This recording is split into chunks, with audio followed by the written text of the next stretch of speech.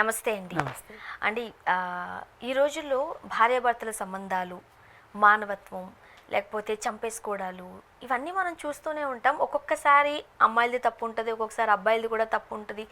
ఇవి మనం మాట్లాడుకుంటుంటున్న ఇష్యూసే. చూసారా సోషల్ మీడియాలో ఒక వార్త, హస్బెండే దగ్గరుండి ఆమెకు దుబాయ్ పంపిస్తారు కదా ఇంట్లో పనులకి, పంపించాడు. 3 నెలలు బాగానే ఉన్నాడు. మరి వాడికి మైండ్లో ఏం పురుగు పట్టిందో తెలియదు, పిల్లల్ని చంపేశాడు. ఆ తల్లి ఏడుపు, గోల, బాధ వర్ణనాతీతం. ఆయనే పంపించి ఫ్లైట్ ఎక్కిచ్చాడంట. అసలు ఎందుకు పిల్లల్ని చంపేసుకోవాల్సి వచ్చింది అతనికి? అంత కర్కసత్వం ఏంటి తండ్రిలో? ఇప్పుడు అతని బాధ ఏంటి అంటే, అతనుకున్న పరిస్థితులు కూడా కాదు. ఈ పరిస్థితులను చూసి చుట్టుపక్కల వాళ్ళు ఏమనుకుంటున్నారో అనేది అతని బాధ. వీడింత చేతకానివాడా, వీడింత చవట, వీడు భార్య డబ్బులు తింటున్నాడు, భార్య సంపాదిస్తుంది, భార్యని దుబాయ్ పంపించాడు. దుబాయ్ పంపించిన తర్వాత ఇక్కడ పిల్లల్ని చూసుకోవాలి ఇతను. ఈ చూసుకునే ప్రాసెస్లో ఎంతో కొంత డబ్బులు మిగులుతాయి, కొద్దో గొప్ప. అవి తీసుకుని చక్కగా మందేస్తారు. మందేసినప్పుడు ఓ నలుగురు కూర్చుంటారు. వీడు ఒకప్పుడు ఎవరో ఒక ఇబ్బందికర పరిస్థితిలో ఉంటే వాళ్ళ గురించి వీడు కామెంట్ చేసి ఉంటాడు. ఇప్పుడు వాడికి ఛాన్స్ దొరికింది. మందేస్తే కానీ మనకు మనసులో ఉన్నాయన్నీ బయటికి రావు కదా, ఏదో అని ఉంటాడు. ఆ కోపం తీసుకొని వచ్చి, పైగా అతను పెళ్ళప్పుడు ఉన్న విధానంలో వీళ్ళిద్దరూ ప్రేమించి పెళ్లి చేసుకున్నారు. అయితే ఆ అమ్మాయి కూడా వాళ్ళకున్న కుటుంబ పరిస్థితుల గురించి బాధపడుతూ బెంగపడిపోతూ, మగాడివి నువ్వే సంపాదించాలి, నువ్వే చెయ్యాలి, నువ్వే చూడాలి అనే మాట అనుకోకుండా ఆ అమ్మాయి తను బాధ్యత తీసుకుంది. తప్పే ఉందండి?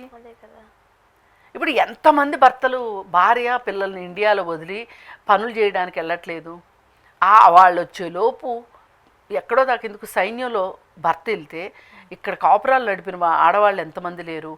ఇప్పుడంటే పిల్లలు తక్కువగానే, ఒకప్పుడు 5-6 మంది పిల్లలు ఉంటే కూడా సైన్యంలోకి వెళ్తే వాళ్ళు ఎప్పుడో సంవత్సరానికి 2 సార్లు వచ్చేవాళ్ళు.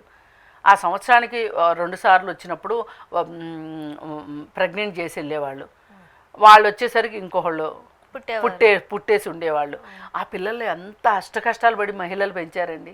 పైగా వాళ్ళకి ఏం పెద్ద పెద్ద జీతాలు కూడా ఉండేవి కాదు ఒకప్పుడు. ఇప్పుడు జీతాలు పెరిగాయి. కానీ మరి ఇలాగే దుబాయ్లు లేకపోతే ఇంకో చోటకి భర్తలు వెళ్తే భార్యలు చెయ్యట్లేదా?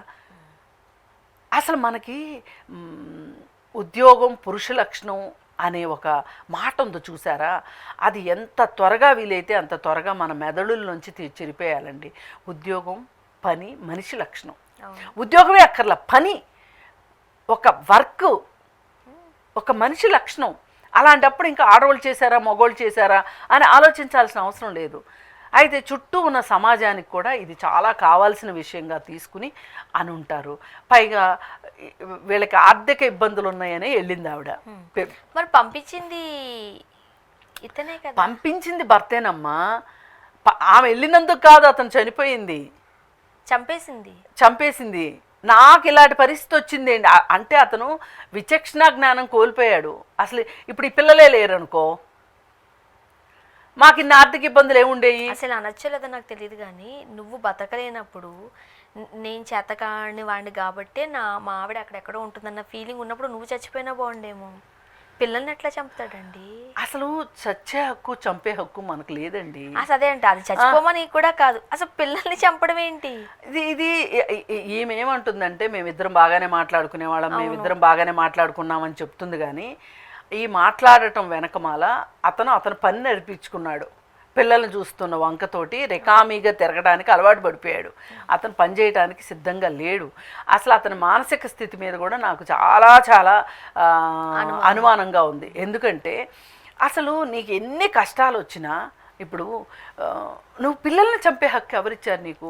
వాళ్ళకి 3 పూట్ల తిండి పెట్టలేకపోయినా పర్లా, 2 పూట్లే తిండి పెట్టు. ఇవాళ అసలు నిజంగా పిల్లల్ని పెంచడం అండి చాలా కష్టమని నేను అనుకోవట్లా. ఎందుకంటే గవర్నమెంట్ స్కూల్స్ ఉన్నాయి, చక్కగా చదువు చెప్తున్నారు, బట్టలు ఇస్తున్నారు, పుస్తకాలు ఇస్తున్నారు, మధ్యాహ్నం భోజనం పెడుతున్నారు. ఇంకొక 2 పూట్ల మీరు తిండి పెట్టేయాల్సింది పిల్లలకి.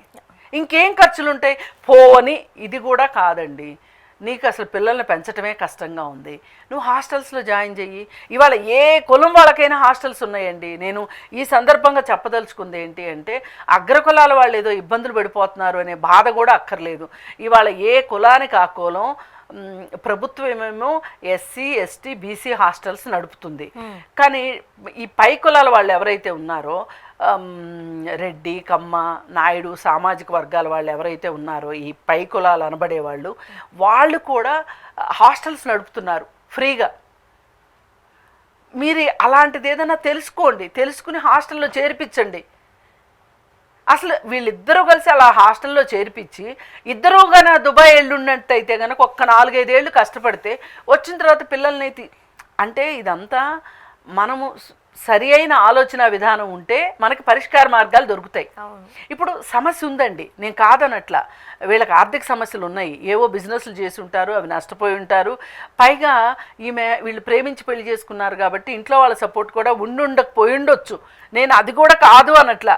ఎన్ని సమస్యలు ఉన్నా ఏ సమస్యకైనా సమస్య పక్కనే పరిష్కారం కూడా ఉంటుంది. నీకు కావాల్సింది ఏంటంటే నీ బుద్ధి నీ బుర్ర సరిగా ఉంటే అన్ని సమస్యలు పరిష్కారం అవుతాయి.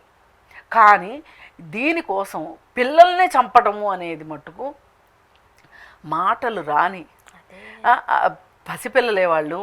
ఎంత నమ్మి నీ చేతుల్లో పెట్టి ఆ తల్లిలు ఉంటుంది. ఈ మధ్యకాలంలో భార్యల మీద కోపంతో పిల్లలు చంపేవాళ్ళు ఎక్కువైపోయారు. అలాగే భర్తల మీద కోపం వచ్చి పిల్లల్ని చంపుతున్న ఆడవాళ్ళు కూడా తయారవుతున్నారు ఈ మధ్య. ఏంటి అంటే కోర్టు గనక వాళ్ళకి కస్టడీ ఇస్తానందనుకోండి, ఈ కస్టడీ ఇస్తే ఈ తల్లి ఒప్పుకోవట్లేదు. తల్లికి ఆర్థికంగా ఇబ్బంది ఉండో లేకపోతే ఆమెకి సౌండ్ మైండ్ లేకనో ఏదో ఒక రీజన్ తోటి తండ్రి నేనే పెంచుకుంటాను అని కారణాలు చూపించాడు అనుకోండి, న్యాచురల్ గార్డియన్ మటుకు మదర్ దగ్గరే ఉండాలి. కానీ ఏదైనా ఒక ప్రత్యేక పరిస్థితుల్లో ఫాదర్ కనుక అడిగితే ఫాదర్కి కస్టడీ ఇస్తుంది కోర్టు. అలా ఇస్తే ఒప్పుకోక కస్టడీకి ఇవ్వాల్సి వస్తుంది అని ఒకరోజు ఒక కొడుకుని చంపేసింది తల్లి. ఇలా ఒకటి, మీరు పిల్లల్ని పెంచటం అనేది ఒక సామాజిక బాధ్యత. దాన్ని మీరు చేయలేనప్పుడు వ్యక్తిగత బాధ్యత కూడా. మీరు అది చేయలేనప్పుడు మీరు చేయాల్సింది ఏంటి అంటే ప్రభుత్వానికి అప్పగించండి. అవును, అలా చంపొద్దు. ఇప్పుడు నా దగ్గర ఫ్యామిలీ కౌన్సిలింగ్కి వచ్చే వాళ్ళకి కూడా నేను ఒకటే చెప్తా, మీ ఇద్దరికి పిల్లల్ని పెంచే లక్షణం కనిపించట్లేదు, శుభ్రంగా గవర్నమెంట్కి ఇచ్చేసేయండి అంతే. పిల్లలు లేకుండా మీ ఇద్దరు కొట్టుకుంటారు, సస్తారు, గంగలో దూకుతారు, ఏమైనా చేసుకోండి. పిల్లల మట్టుకు మీ గొడవలకి బలి చేయొద్దు అని చెప్తాము. కానీ ఇక్కడ మరి ఇతను ఏ మత్తులో చేశాడా లేదు ఏ మానసిక సంఘర్షణలో చేశాడో తెలియదు. కానీ ఎంత సంఘర్షణ ఉన్నా అతన్ని మట్టుకు మనం సమర్థించలేము. ఇప్పుడు ఆ తల్లికి ఎవరు సమాధానం చెప్తారు? ఆ ఏడుపులు చూస్తే చాలా బాధగా ఉంది. థ్యాంక్ యూ అండి. Thank you.